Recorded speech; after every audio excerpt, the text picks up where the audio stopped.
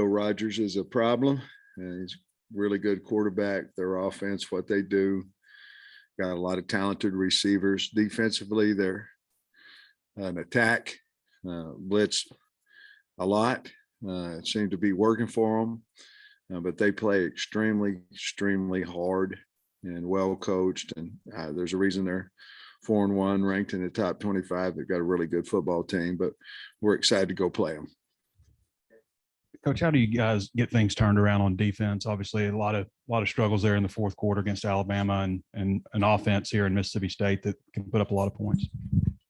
What was the first part of that? How do you get things turned around in such a short time? Well, we've got to get some people. We got to get some guys back a little bit. We've been beat up, it seems to me, like pretty much all year. And we just have to continue to work on it. Man coverage has been a problem for us, especially if we don't get to the quarterback. It's been a problem for us, and we just have to continue to we have to be in position better. We certainly the explosive plays, we've got to limit them. We have to be comfortable with keeping them in front of us and hoping we can have a pass breakup or get a guy on the ground. Our tackling and our secondary woes has got to improve. We've got kids that'll fight back there and work at it. So they are a big challenge, though. Yeah. Offense continued to battle.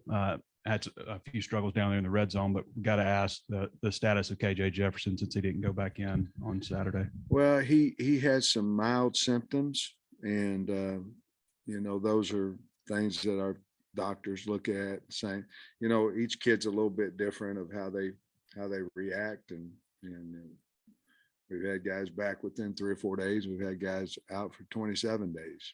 So he's kind of a wait and see, to be honest with you. Having almost all your road games, here in a row in the same month, does that change the approach at all, or how difficult is that? I think what changes your approach is the health of your team and basically who you're playing. I know last year, I think we had maybe 3 home games in a 5-game, 5 in a row. 3 of them were home, but yet we were on the road, all but one of them. So that kind of changed a little bit when we were 4 out of 5. Our practices changed a little bit. We might have went in spiders on a Monday instead of shells and things of that nature. But I think right now we're a team that we've got to go,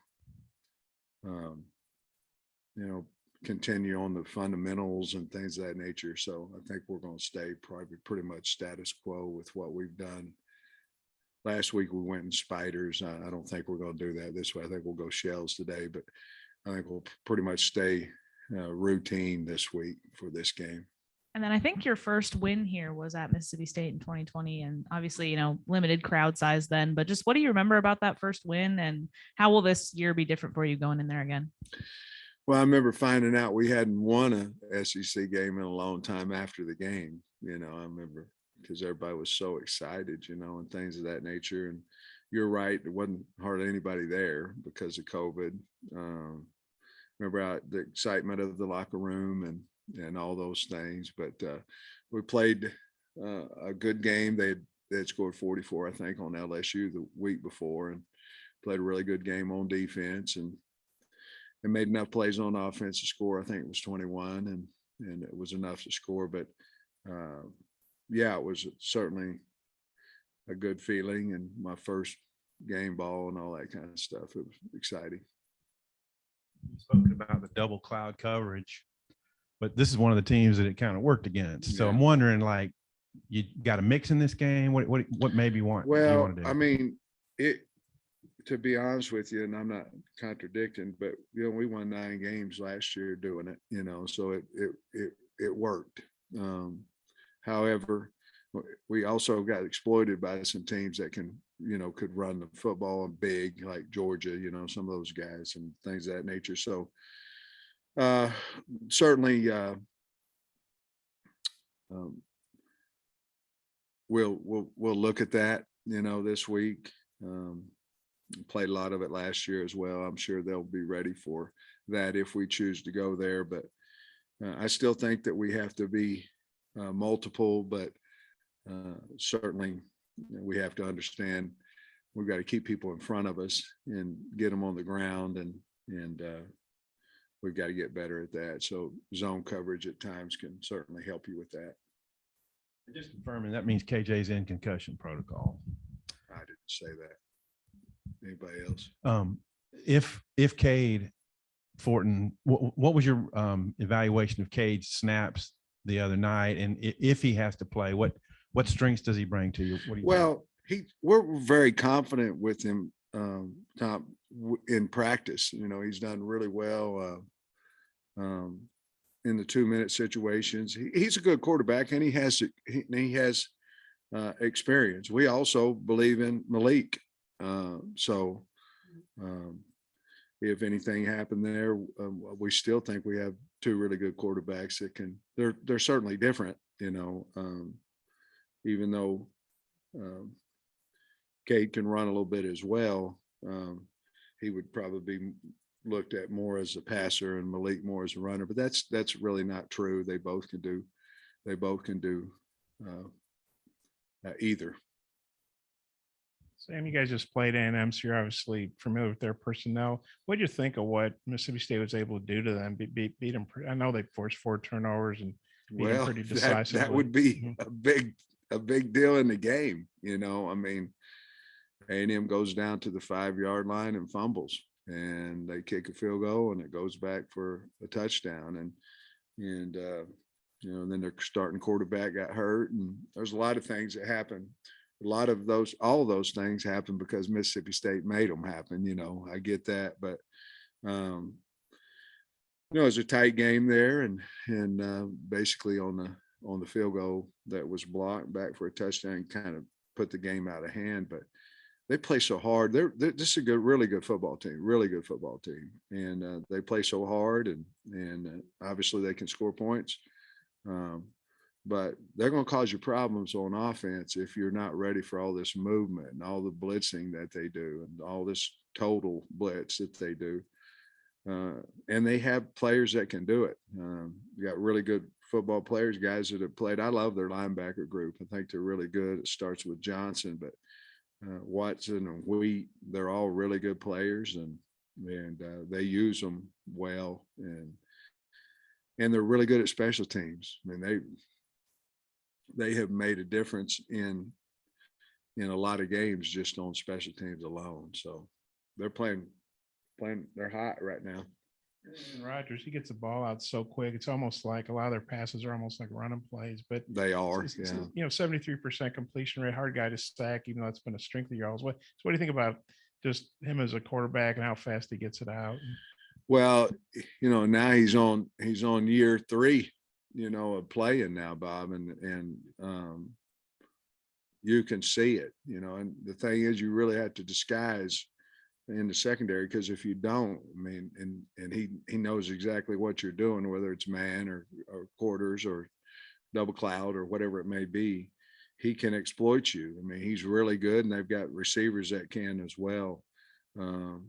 So there'll have to be decision made, obviously, on 3rd down and things of that nature, whether we're going to go after him or not.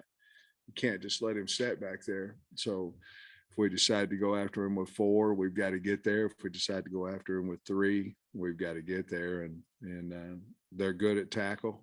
Obviously they lost their first rounder last year at left tackle, but they're good at tackle and good on the offensive line. So we got to move him at some point. We got to hurry him at least. And I thought we did a pretty good job of that last year. Coach, I know usually when there's an injury, you'd like the player to be able to return, have a day or so of practice. Can't remember what you generally like, but does that apply for KJ? Is there a day you'd like to have him back at practice for him to be able to play this weekend? Wednesday's always our day. They have to do something on Wednesday or we pretty much count them out for the game. Wednesday's that day. And you mentioned that Fortin's been your number 2 quarterback for a few weeks now. What is Malik's role going forward? And does he maybe do more receiver, or how does that change for Well, him? he's a quarterback. I mean, he's a quarterback as well. Certainly the plan for him to play wide receiver has not been even what I thought it would be. But the plan is for him to play quarterback. Coach, I think that's back-to-back weeks now with a touchdown catch for Ketron Jackson. Just what have you seen in his development? And you mentioned kind of wanting more out of the passing game. How much of a key can he be in that improving?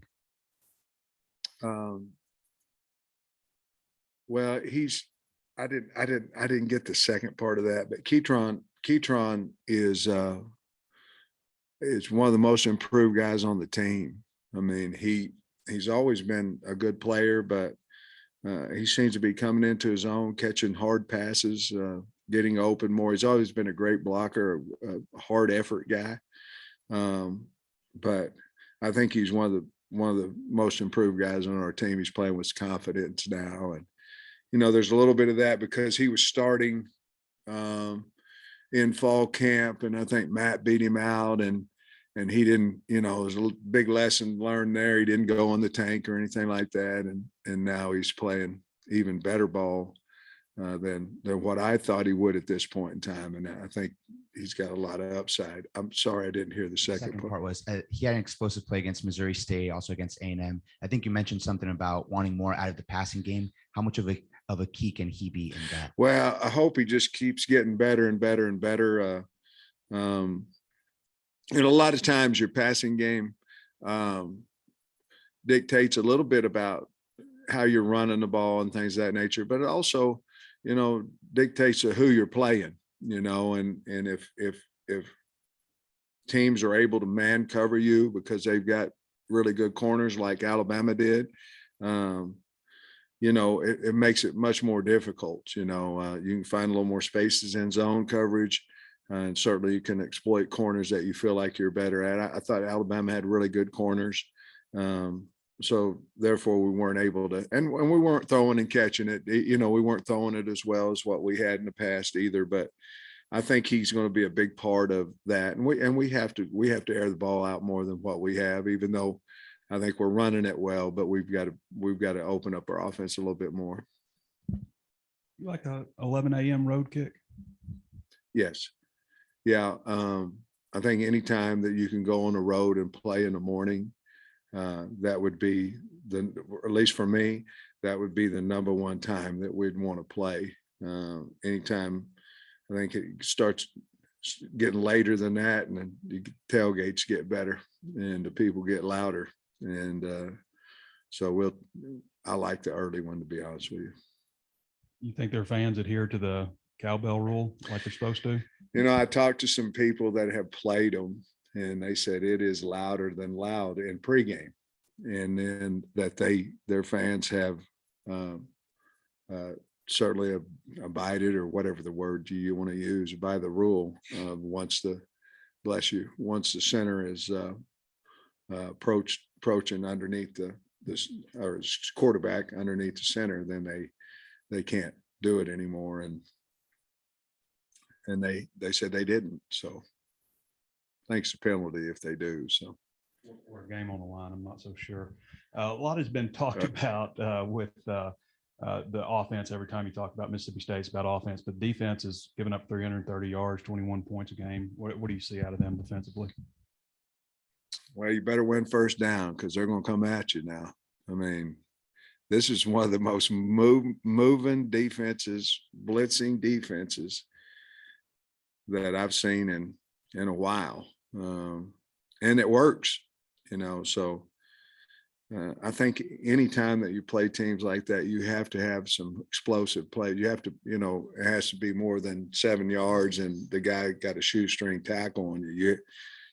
You got to go 70, you got to go 65. You got to make some big plays, 30 on them, or they'll never get out of it, and I will say this, I think Coach Kennedy and the offensive line, I think they do about as good a job as I've seen with movement on the defensive line and linebackers. So we're certainly going to practice the heck out of it, but there's no fear in their defensive coordinator. I'll say that. Ask you a cowbell question too. When you're on the headphones, I mean, do you hear them? Is the communication impacted between coaches on the phones and communication out to the field? You know, I tried 2 weeks ago, a one headsetter, you know, and it's so much when you put both of them on, you don't hear anything. You just hear the guys, you know, your communication with your coaches and all that. But when you take one off, you hear all of it. And I had it on there until we got ready to have the opening kickoff. And I said, no, I can't. So it muffles everything. Oh, and the status of Warren and Slusher. What do you feel about those two? You know, I think Slusher, I would think he's a little more beat up, a little worse than Warren. I think Warren, we'll see what he can do at practice today. Slush, I think that's going to be a wait and see. We'd probably know more on Wednesday, you know, about what his status will be, but that calf's jacked up a little bit. You mentioned it a little, but when teams are coming at you, you know, max blitzes and things, what are the keys to defeating that? What do you have to do? Well, I always thought, you know, when I was a line coach, I used to always think it was, you know, recognition of the quarterback and the O-line. And I still think that's a big part of it. But if you ever look at it, and your receivers are the ones that have to understand it, because you can't. Total means they have one more than you do, no matter what. They have another guy and they're man covered. Now, if your back went out, you might could take a guy with him, but total means they have one more than you, and it's hot. It's automatic hot. It's only blitz really you can't pick up. And the wide receivers, if they're running, let's say they're running, you know, either a corner, or they're running a post, or they're running a comeback. Well, there's no time to get to the comeback part of it. So the wide receivers have to be aware that that's happening too. And then obviously you want to get as many people to the middle of the field as you can, because that's where it's vacant. And so I think all of them do, but I used to think it was just the line and the quarterback, but I think it's so important that the wide receivers understand it as well. I know he's been dressed out the last couple of games. I don't think we've seen Jashad the last couple. Is he healthy? I hope so. He hasn't been. We're going to find out a little bit more today. Take him through some Indy and see how far that goes, but he hasn't been, no. And how is Malik handling all this, Hornsby, with, you know, getting replaced as the number 2 guy and then not, as you said, getting as many reps at receivers you may have thought? How's he handling it? Well, there's situations too now. I mean, we were behind. Fortin's kind of the guy that, you know, is what I would call the passing. You know, he's been in games. We were behind. There's a lot more that goes into it, more than just who we put into the game. But Malik's handling it fine. I visited with him today, and he's fine. He'll be fine.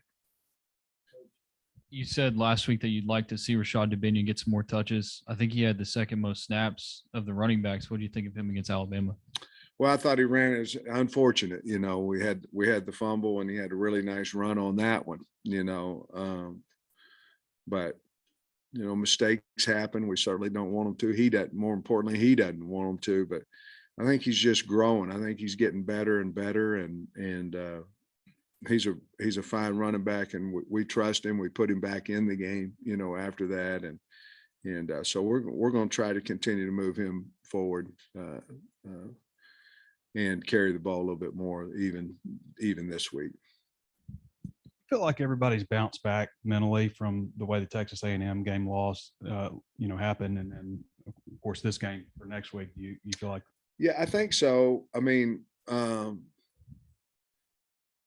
we were slow Saturday in the first half. We had a slow start, and you know, as a coach, that's your responsibility. And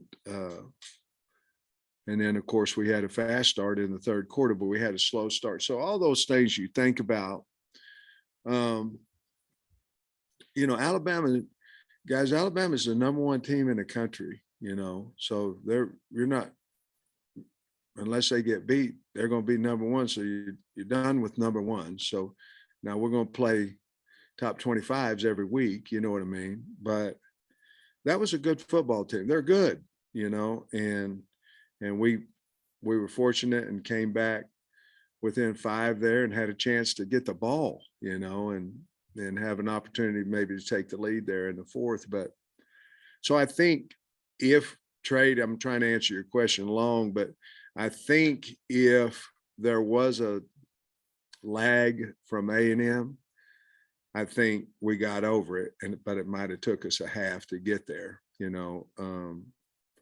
The rest of that was just them making plays and us not being able to get them on the ground and misfitting some things. But no, I think we'll be okay. You know, we lost 4 last year. We're at 2 right now, and I'll talk to the team about that, you know, and see if we can't go beat Mississippi State. Torture everybody's ears this week in practice with cowbells piped in, all that stuff. Well, that's probably the plan. You know, we're only going to do it in team settings today. We're going to cut them some slack during 7-on-7, but team settings, we certainly will. I think I got this right. Mississippi State's outscored opponents 52-7 in the first quarter. Well, what do you make of that? And I guess what kind of premium does that put on getting off to a good start? Well, obviously they've been well coached and their game plan is against what they're seeing.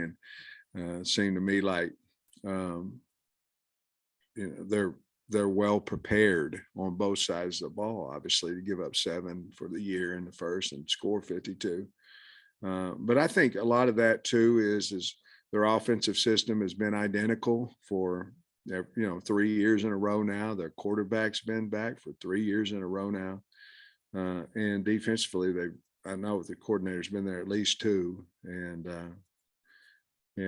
they've got some older players, you know, the guys that should be ready when it kicks off. So they've just done a great job of getting them prepared, I think. And you and Mike have been in the league for 3 years. I'm thinking y'all didn't know each other before that, but just wondering, you know, being at meetings now for multiple years, how well have you got to know him? He's obviously kind of known for being a little different guy. Yeah, he's a great guy. I knew him a little bit when we had gotten fired at Oklahoma. He came to Oklahoma as an assistant, and I met him there just briefly. Obviously I wasn't still employed, but met him there briefly. And then he's just a really quality, really good dude, really great guy. And obviously a great coach and a wonderful offensive mind as well. But I really like him. I respect him, and he's been good to me in the meetings and the conversations I've had with him.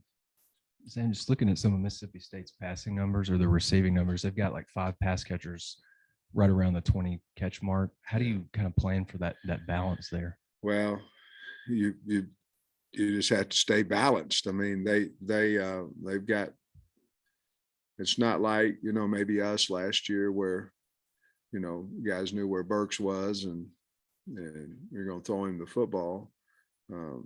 They've got so many guys that they catch some, you know, one-on-one type balls. They catch them. I mean, they're really good at wideout. I believe that we'll trust him, you know, and he'll throw it, not in a crowd, but he'll throw the one-on-one ball and they'll come down with it. But they have so many really talented wideouts that can run and certainly can catch.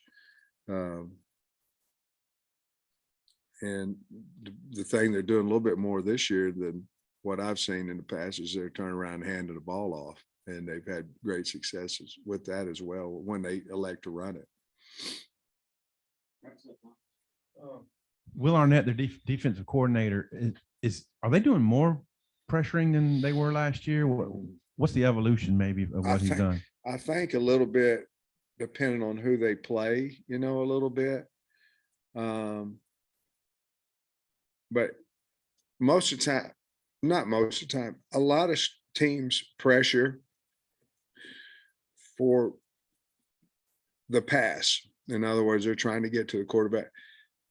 Mississippi State pressures to me to get you behind the sticks in the run. And then that just continues whenever you get in third down. But again, they're the most come at you team I've seen in a long time. And from a lot of different angles, from the middle, from the boundary, from the field. But I think they're a run pressure team is what I think. And they've had really good success with it. On the 77-yard scramble, Jordan Dominic got kind of hung up. Are you send in a few plays to the conference office kind of guy? We did. And now I'm not a little baby about it either. I mean, I know, what we're going to get back from the league as well. So if I don't think we can win, I don't send in 20. But if I don't think, and you're not really winning anyway, you're just getting yeah, you were right, or no, you were wrong, type deal. But we always send somewhere probably between 3 and 7 a week. We send in, and they're good enough to look at it, review it, and send us back a voiceover of what their thoughts were on it. Thanks, Coach. All right, guys.